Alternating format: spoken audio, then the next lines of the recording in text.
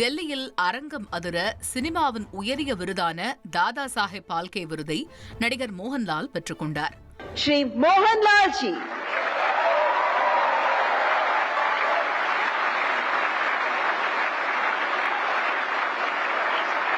Monumental contributions, unparalleled versatility, artistry that have profoundly shaped narrative cinema, inspired generations of artists, cemented his legacy as a cultural phenomena and a great master of his craft. மலையாள சினிமாவின் உச்ச நட்சத்திரம், இந்திய சினிமாவின் மிகச்சிறந்த நடிகர், இப்படி ஒட்டுமொத்த தேசமே கொண்டாடும் கலைஞர் மோகன்லால். சுமார் 47 ஆண்டுகளாக திரை உலகில் மகத்தான பங்களிப்பை அளித்ததற்காக அவருக்கு இந்திய சினிமாவின் உயரிய விருதான தாதா சாஹேப் விருது அறிவிக்கப்பட்டது. டெல்லியில் நடைபெற்ற நிகழ்ச்சியில் மோகன்லாலுக்கு தாதா சாஹேப் விருது அறிவிக்கப்பட அரங்கில் இருந்தவர்கள் எழுந்து நின்று கரகோஷம் எழுப்பி பாராட்டினர். அரங்கம் அதிர மேடைக்கு சென்ற மோகன்லாலுக்கு குடியரசுத் தலைவர் திரௌபதி முர்மு விருது வழங்கி கௌரவித்தார். Monumental contributions, unparalleled versatility, artistry that have profoundly shaped narrative cinema, inspired generations of artists, cemented his legacy as a cultural phenomena and a great master of his craft. நிகழ்ச்சியில் பேசிய மோகன்லால் தாதா சாஹேப் பால்கே விருதை மலையாள திரை உலகிற்கு அர்ப்பணிப்பதாக தெரிவித்தார். இது தனக்கான விருதாக இல்லாமல் ரசிகர்களுக்கான விருதாக கருதுவதாக தெரிவித்த அவர், சினிமாதான் தனது இதய துடிப்பு, சினிமாதான் தனது ஆன்மா என்ற நிகழ்ச்சியுடன் கூறினார். ஜிஎஸ்டி வரி குறைப்பால் கார்களின் விலை குறைந்துள்ள நிலையில் சிறிய ரக கார்களின் விற்பனை பல மடங்கு உயர்ந்துள்ளது. ஜிஎஸ்டி குறைப்பு நடைமுறைக்கு வந்த முதல் நாளே மாருதி சுசுகி நிறுவனத்தில் 30,000 கார்கள் டெலிவரி செய்யப்பட்டுள்ளன. 35 ஆண்டுகளில் அந்த நிறுவனத்தின் அதிகபட்ச ஒருநாள் விற்பனை இதுதான் என தெரிவிக்கப்பட்டுள்ளது. இதேபோல முந்தைய பண்டிகை காலத்தை ஒப்பிடும்போது சிறிய ரக கார்களுக்கான முன்பதிவு 50% அதிகரித்துள்ளது. ஹுண்டாய்க்கான டீலர் பில்களும் 11,000 என்கிற அளவுக்கு அதிகரித்துள்ளது. டாடா மோட்டார்ஸ் நவராத்திரியின் முதல் நாளில் 10,000 கார் டெலிவரிகளை மேற்கொண்டுள்ளது. ஜிஎஸ்டி குறைப்பால் ஏசி மற்றும் டிவிக்கள் விற்பனையும் அதிகரித்திருப்பதாக தெரிவிக்கப்பட்டுள்ளது.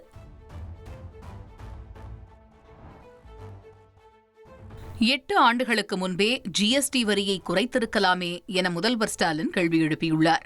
இதுகுறித்து அவர் வெளியிட்டுள்ள சமூக வலைதள பதிவில், ஜிஎஸ்டி வரி குறைப்பாலும் வருமான வரி விலக்குக்கான உச்சவரம்பை உயர்த்தியதாலும் இந்தியர்கள் 2.5 லட்சம் கோடி ரூபாயை சேமிக்கலாம் என பிரதமர் கூறியுள்ள நிலையில், இதைத்தானே தொடக்கத்தில் இருந்தே எதிர்க்கட்சிகள் வலியுறுத்தி வந்தன என முதல்வர் கேள்வி எழுப்பியுள்ளார்.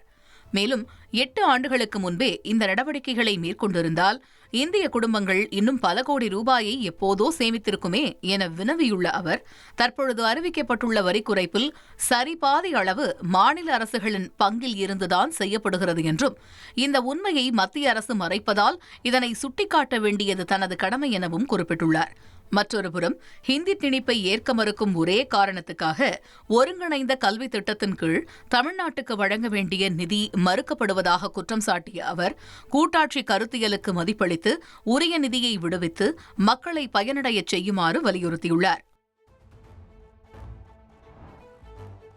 தேர்தல்கள் திருடப்படுவது தொடரும் வரை நாட்டில் வேலையின்மையும் ஊழலும் அதிகரிக்கும் என மக்களவை எதிர்க்கட்சித் தலைவர் ராகுல் காந்தி குற்றம் சாட்டியுள்ளார். ஏற்கனவே வாக்கு திருட்டு தொடர்பாக வீடியோ வெளியிட்ட அவர் தற்போது இந்த அறிக்கையை வெளியிட்டுள்ளார். அதில் நாட்டில் வேலையின்மை 45 ஆண்டுகளில் இல்லாத அளவுக்கு உச்சத்தை எட்டியிருப்பதாகவும் விமர்சித்துள்ளார்.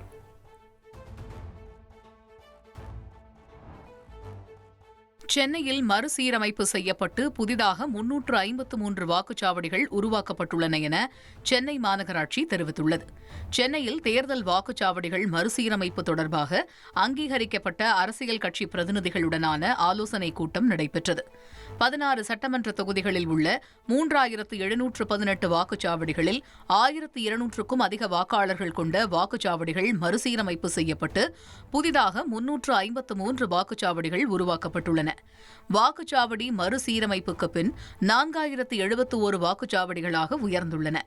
ஏற்கனவே தமிழ்நாட்டில் தற்பொழுது 68,000 வாக்குச்சாவடிகள் இருக்கும் நிலையில் புதிதாக 6,000 வாக்குச்சாவடிகள் உருவாக்கப்பட்டு 74,000 உயர்ந்துள்ளது குறிப்பிடத்தக்கது. குறிப்பிடத்தக்கது. மதுரை மாவட்டம் செக்கானூரணி கிராமத்தில் உள்ள அரசு கள்ளர் கல்லூரி விடுதியில் ராகிங் கொடுமையால் தாக்கப்பட்ட சிறுவன் பட்டியலினத்தைச் சேர்ந்தவர் இல்லை என்பது விசாரணையில் தெரியவந்துள்ளது. கல்லூரி மாணவர்களுடன் அரசு தொழிற்பயிற்சி பள்ளியில் பயின்று வரும் மாணவர்கள் தங்கியுள்ள நிலையில் 15 வயது மாணவரை 17 வயதுள்ள 3 மாணவர்கள் நிர்வாணப்படுத்தி தாக்கிய வீடியோ சமூக வலைதளங்களில் அதிகம் பரவியது. இது சம்பந்தமாக பாதிக்கப்பட்ட சிறுவனின் தந்தை அளித்த புகாரின் பேரில் செக்கானூரணி காவல் நிலையத்தில் வழக்கு பதிவு செய்து சம்பந்தப்பட்ட 3 சிறுவர்களிடமும் விசாரணை நடைபெற்று வருகிறது. தவறான தகவல்களை சமூக வலைதளங்களில் பரப்ப வேண்டாம் என மதுரை மாவட்ட காவல்துறை சார்பில் கேட்டுக் கொள்ளப்பட்டுள்ளது.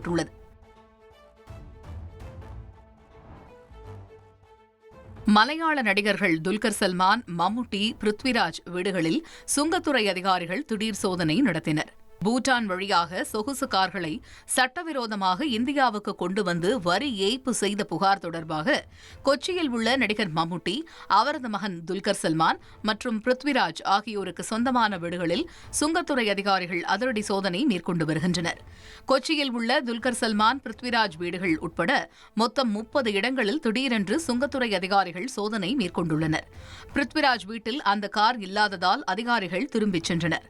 மத்திய அரசின் உயரதிகாரி வாகனங்களை வாங்கியுள்ளதாக சுங்கத்துறைக்கு தகவல் கிடைத்துள்ளது.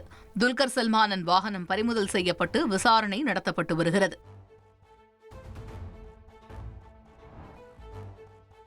கர்ப்ப காலத்தில் பாராசிட்டமாலை பயன்படுத்துவது குழந்தைகளிடையே ஆட்டிசம் பாதிப்பை அதிகரிப்பதாக அமெரிக்க அதிபர் டொனால்டு டிரம்ப் விடுத்திருக்கும் எச்சரிக்கை சமூக வலைதளங்களில் பெரும் விவாதமாக மாறியுள்ளது.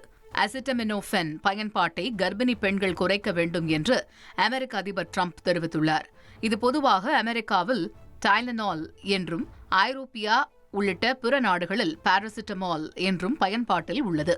இந்த நிலையில் பாராசிட்டமாலை கர்ப்பிணிகள் அதிகம் பயன்படுத்தினால் அது குழந்தைகளுக்கு ஆட்டிசம் அபாயத்தை அதிகரிப்பதாக டிரம்ப் தெரிவித்துள்ளார்.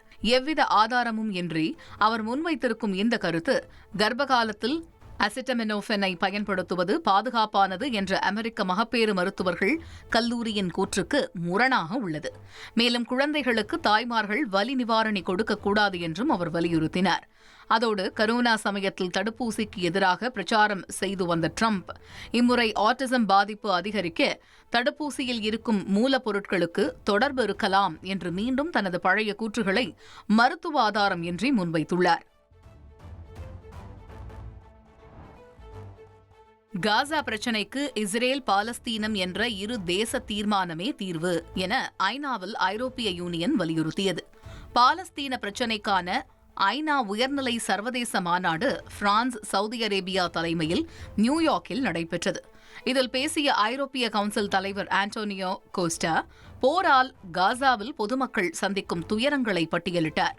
மேலும் காசாவில் இஸ்ரேல் ராணுவம் நடத்திய தாக்குதலை கண்டித்த அவர் பிணை கைதிகளை இஸ்ரேல் உடனடியாக விடுவிக்க வேண்டும் என கேட்டுக் கொண்டார். அத்துடன் காசா பிரச்சினைக்கு தீர்வு காண வேண்டும் என்றால் இஸ்ரேல், பாலஸ்தீனம் என்ற இரு தேச தீர்மானம்தான் தீர்வு என ஐரோப்பிய கவுன்சில் தலைவர் ஆண்டோனியோ கோஸ்டா சுட்டிக்காட்டினார். இதைத் தொடர்ந்து இந்த தீர்மானத்தை ஐரோப்பிய ஆணைய தலைவர் உர்சுலா வான் டெர் லியன் வழிமொழிந்து பேசினார். கிளப்பின் நட்சத்திர நாயகன் பெலான் டார் விருது வென்றதால் பாரிஸில் கொண்டாட்டம் களைகட்டியது. யுஸ்மேன் டெம்பலேவிற்கு ரசிகர்கள் உற்சாக வரவேற்பளித்ததோடு பாரிஸில் வான வேடிக்கையும் நிகழ்த்தப்பட்டது.